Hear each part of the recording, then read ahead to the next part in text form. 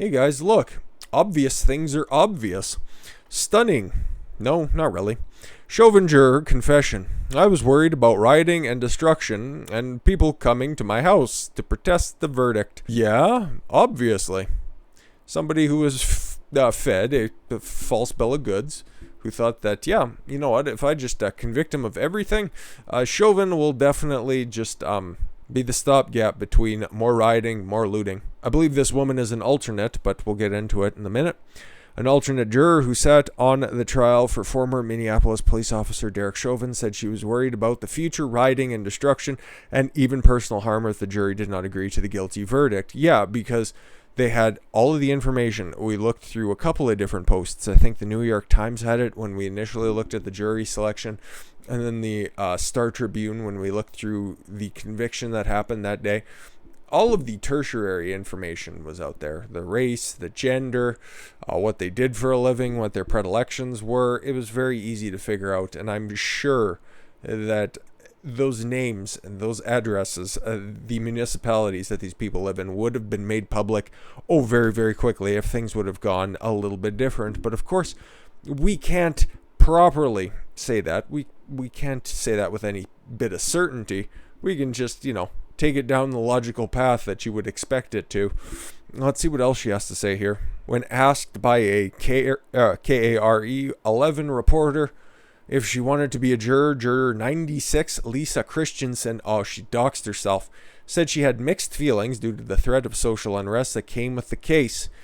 Clearly she wasn't juror number 9, I do believe, who was super excited to be on there, and she definitely wasn't biased whatsoever. There was a question on the questionnaire about it, and I put down, I don't know.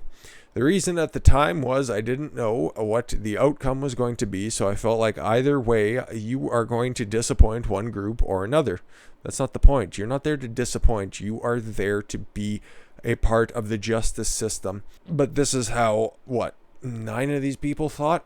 Well, actually, at the end of the day, all 14, I suppose, the 2 alternates included. I did not want to go through the rioting and destruction again, and I was concerned about people coming to my house if they were not happy about the verdict. Christensen, who was dismissed by Peter Cahill, the judge, as an alternate on Monday, also admitted that while she liked the transparency that came with a televised trial, it made the 3-week period more intense. She also claimed that the rioting that occurred in her hometown of Brooklyn Center, we will get to them shortly, during the trial did not affect her approach to conviction, but did keep her from getting home one night. Didn't change the fact that she would try to pacify these radicals by producing a guilty verdict, but didn't mention how looking at the facts would change her position on any of that. No. Her mind was already made up, and that's what we've already known. So this is going to help when the appeal eventually gets heard, because we got to get, I think the proper course of action is the sentencing needs to occur, and then the appeal needs to be filed. I haven't seen anything about that so far. It's only been just a couple of days, so perhaps they're writing everything up, gathering all the information. But this right here just lends to a fairly decent case. And if anybody manages to talk to any of the other jurors out there, see their state of mind throughout the entirety of the case, or even what they were going through at the time, they get a couple of jurors on the record, I think this will not be an uncommon position to take. But I've seen this come up. It wasn't really something that I found terribly interesting, because we all knew this was going to happen, right? We knew all of the rioting in the previous year leading up to jury selection. Everybody was pretty much aware of it, and especially in Minneapolis, right? The bulk of the most ferocious rioting occurred in those first couple of days in Minneapolis proper. So whatever, we'll see how the appeals go. Who knows? We could be talking about this in a couple years' time. That's what I'm thinking. But let's talk about Mi'Khia Bryant's neighbor, okay? And that whole shooting. You guys know my opinion on it. Totally 100% justified. Somebody was going to die that day. I would much rather be the fat bitch who was swinging that fucking knife. But we figured out why the police officers were called. We figured out that another angle was provided that clearly shows a whole bunch of shit was going on. And that shaky cam that we were all trying to parse through, it's like, okay, it looks pretty justified. Can't really think of anything that was going on. But a security camera from a home that was across the street and looks like one over, if I'm to deduce anything from that.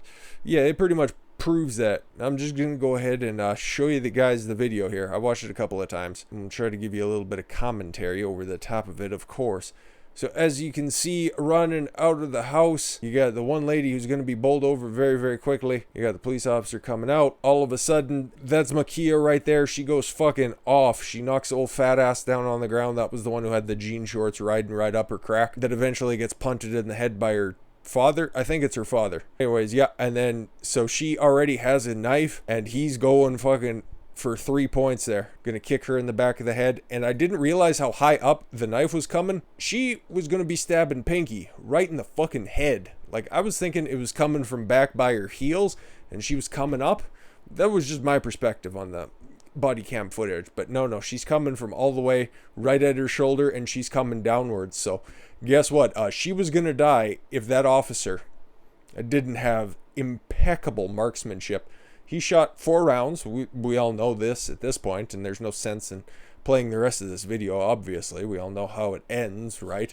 Tons of fun. Ends up putting a crack in the driveway, and now they have to buy one of those reinforced Yokozuna coffins. A neighbor of the Ohio teen shot dead by police. Yeah, Ohio teen. Right now you have Democrats immoralizing this as, oh, a kid was shot with just something that happens every day in high schools. Didn't you guys go to school and have knife fights? They're unironically trying to propose that as some kind of an idea, some kind of thing that happened all the time. I went to a whole host of different schools, and if you guys have watched one of the more popular videos on this channel, at least views-wise, Grand Prairie, where I live, not necessarily known for being the most safe community in Canada. It's the nicest way to put the most violent city, at least in Alberta. I went to really high-end schools, and I also spent a bulk of my grade school tenure in some of the oldest and worst schools that were there before dust was invented. And I actually got a scar on my hand from a kid who never used to cut his fingernails. I can still see it right here. We were playing basketball and he was trying to slap the ball out of my hands because he was a bitch and couldn't dribble. And no, he stabbed me, and I still got a little white mark on my knuckle, and I can see all the time. I'm just glad I didn't get sepsis or something. That was about the closest I ever came to a knife fight. Been in a couple of scuffles. Mostly all the altercations I've ever had have been deterred by the fact that I am, well, right now I'm 6'6". Used to be a much bigger boy. You guys know about that anyways. But I think I've been over 6 feet tall since at least the 5th or 6th grade. So height kind of determined any sort of physical altercation. That and also playing sports, you know, a rough and tumble play as it were. But yeah, I was never party to any knife fights, long and short of it. We'll get back to this. They were calling each other the B word. Oh, just say bitch, you fucking bitch. So I figured it out. It was just a girl fight. Donovan Brinson, who pulled up to the driveway as the fight unfolded Tuesday. He said the yelling escalated moments later when when he took his dog out back, so he wanted back into his home. And when police arrived, he said he heard 4 gunshots as his wife Rachel dove to the floor. It's a pretty nice neighborhood. This bitch had probably never seen anything violent in her life. And then she cried and startled the dog. Brinson said he looked out the window of his laundry room and saw the mortally wounded Mi'Khia Bryant laying on the ground. And then everybody cried. He quickly thought of his surveillance camera affixed to the garage and watched the shocking footage which captured the fight and a glint of a knife. Yeah, it's actually a surprisingly good camera that you see. Oh, we watched the footage, you guys could tell as well. It just really didn't, look after his driveway so much, but what can you do? It was violent and all just happened so fast, Brinson told the dispatch, citing a girl in a pink dress. A good camera, but it's not that good. There's a second female involved in the altercation with Bryant. Brinson, who turned his video over to the police, said he believed that the police not taking immediate action, more people could have been killed. Very much so. I'm just glad that there's only one person dead in this situation. Somebody was going to die. I'm just glad that this also simultaneously resulted in the obesity index going down. But what was this over anyways? Well, Mikhia was actually quite the slob, it would so appear. Weird. This is a weird one. And there's more people involved in this girl's life. Just going to show you that having a strong nuclear family tends to not result in an entire fucked up situation such as this. The foster mother of the knife-wielding Ohio teenager who was killed during an officer-involved shooting earlier this week revealed that an argument about house cleaning triggered the dispute. This hits so close to home. Just keep your shit clean. Just clean up your room. Angela Moore, who invaded Sicily, is a new player in this game. The foster parent of the 16-year-old Mi'Khia Bryant, but we heard from her mother, who was a Whoopi Goldberg stunt woman. She was giving her speech, and I remember remarking that she seemed awfully calm about this. So Mikhia was living with a foster family while her mother was getting her hair done, I don't know. Said Thursday that the dispute took place when two former foster children were at Moore's home. It was over keeping the house clean, Moore told CNN, which had led to the dispute. And the older one told them to clean up the house because mom doesn't like the house dirty. Nobody should like your house dirty. Fucking run a vacuum, you degenerates, or just run in general. Moore continued, that's how it all started. Video footage released, and the incident showed Bryant attacking several people with what appears to be a knife. But not long after I cut my video, the initial action, the entire shooting going down, said that the officers knew that there was probably something bad going on in the situation. Yeah, there was the 911 dispatch call that got leaked, and not that long after, come up here, the woman yells, we got grown girls over here trying to fight us, trying to stab us, trying to put the hands on our grandma. Get out of here now. Now there's a grandma involved? What the fuck? So there's a father, a mother, a foster mother, and a grandma. It's the Bryant bunch. Before shots were fired, a voice could hear yelling, I'm gonna stab the love out of you, friend? I think that's what they mean by expletive. As Bryant was filmed attacking a young woman with a knife, she did have a motherly spirit after all. Deborah Wilcox. Now who the fuck is this? Okay, that's Brian's grandmother. Oh, okay. So which square is she? I don't know. Said the behavior exhibited by the teen on the video was unlike her. Yeah, but it was actually her, so sucks to suck, Grandma. You should probably know your kids better. The fact that I see what I saw on the video, I was not how I know my Mikhia. I don't know what happened there unless she was fearful for her life. Or she was trying to sharpen her knife. Yeah, so, more video footage, more petty arguments resulting. Somebody turning up dead. Yeah, well, you hate to see it, but sucks to suck.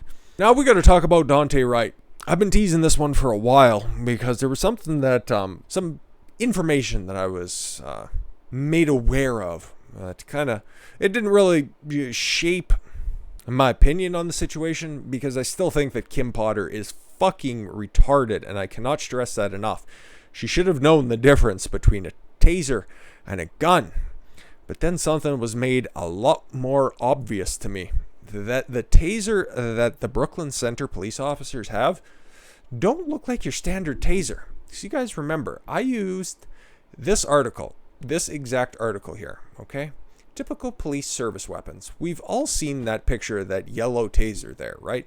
I just thought that was standard issue across multiple, if not all, police officers, okay?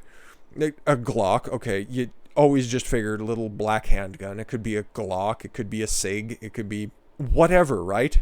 Then a little further down, they also show a still from the body cam footage, sorry. And then they got it highlighted right there. That is the taser, okay? Now, how could somebody be so stupid as to be looking down the iron sights of their Glock, their service weapon, and not know the difference between a taser and a gun? I just thought that she was really, really stupid, and there's really good reason. I'm not going to say that she's innocent at all. This, like I said, still doesn't change my opinion on the entire situation. I think that she might be guilty of something, but she's also got a little bit of a scapegoat on this one. Because New York Post once again tees us up. Taser versus gun. How do Brooklyn Center cops wear their weapons? Okay. The Minnesota cop accused of fatally shooting Daunte Wright was trained to place her Glock and taser, which vary drastically in weight. It does, but we'll get into it. On opposite sides of her holster, raising critical questions over the police killing. A lot, but you're missing the lead. Brooklyn Center Police Chief Tim Gannon explained the placement during the press conference Monday, as he called Wright's shooting death the result of an accidental discharge. For information purposes, we train with our handgun on our dominant side and our taser on our weak side, Gannon told reporters at a press conference. Yeah, that makes sense, right? If you're right-handed, you carry your firearm on your right side and you carry your taser on your left. It is done purposefully and it is trained. Okay, but may I offer a slight suggestion? Okay, if you're going to have your firearm, if you're going to have your service weapon on your hip, where it needs to be, something that you're going to be needing at a moment's notice when things go completely sideways. I understand having it on your hip so you can make a quick action, so you can act like the heroic officer from the mid-air stabbing that was prevented. Why not have your non-lethal weapon? Instead of just having it on your other side, put it somewhere a little bit different. Why not, I don't know, shoulder holster, something a little bit different so it's not the same motion? That would just be my opinion, right? You could do something different. Maybe you just want it on your belt. Maybe because, I don't know, chicks have tits and it's a little bit different to hold a taser there. But as we're being told by the New York Post, they're lighter and that's the only thing that's different. Interesting. For informational purposes, we train, yes, and program in different muscle memory. That's why I just think, the personal trainer, if I can pull one of those fucking cards. Shocking your body, doing something different, no pun intended, activates the different muscles and you have to make a conscious effort to change things up. And that's why I would recommend, placing your non-lethal force somewhere different, somewhere you can still get it easily, but at the same time, it's a conscious effort that you're going through your de-escalation tabs. Just a thought. So yeah, Tim Gannon, as I watched the video and listened to the officer's commands, you remember, taser, taser, taser, taser, taser.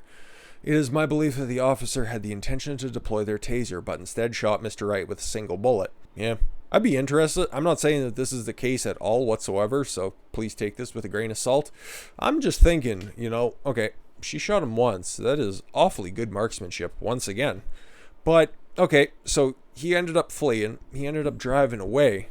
I'm just thinking, maybe the crash was a cause?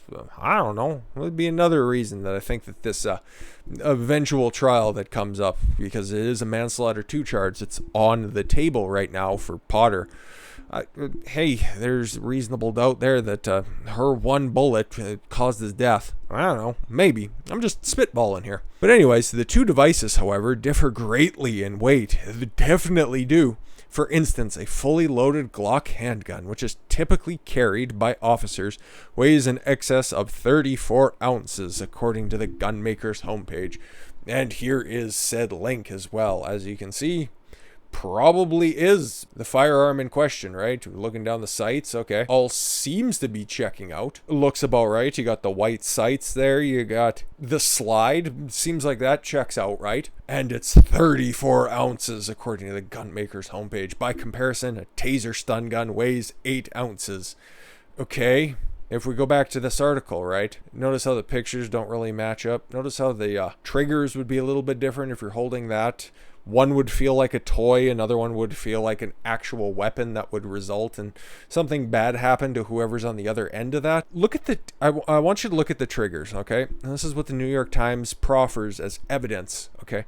You got the trigger there, and then you got the other little goofy trigger there. I think I might have pointed this out there as well. And then take a look at the one that is prescribed to the Brooklyn Center Police Department. Look a little bit different, huh?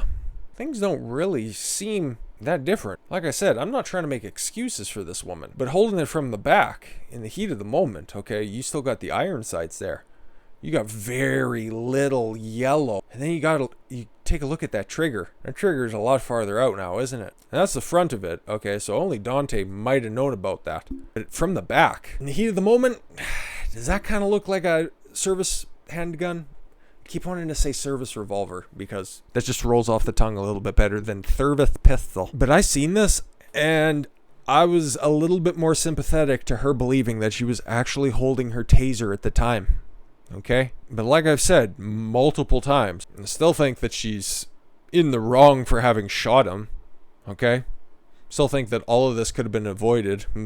Just like the Mi'Khia Bryant shooting, and just like George Floyd as well, who we talked about in the beginning. If they would have just complied with the police, nobody would have had to have been shot 4 times or ruthlessly murdered with a knee on the back and or neck. I just thought that this was interesting. I don't know. Like I said, it doesn't really change my opinion on the situation, but maybe looking at these pictures, it might change yours a little bit. So now we got to talk about corruption of a different kind, and we actually have some news in regards to the Arizona audit already. It was supposed to start today, and we already have results coming in, and it's definitely not corrupt or weird or anything like that. So please stay tuned for that. Thank you all very much for the gift of your time. I've been Don Consuelo. I want you to follow your gut and get after it. Take care, everyone.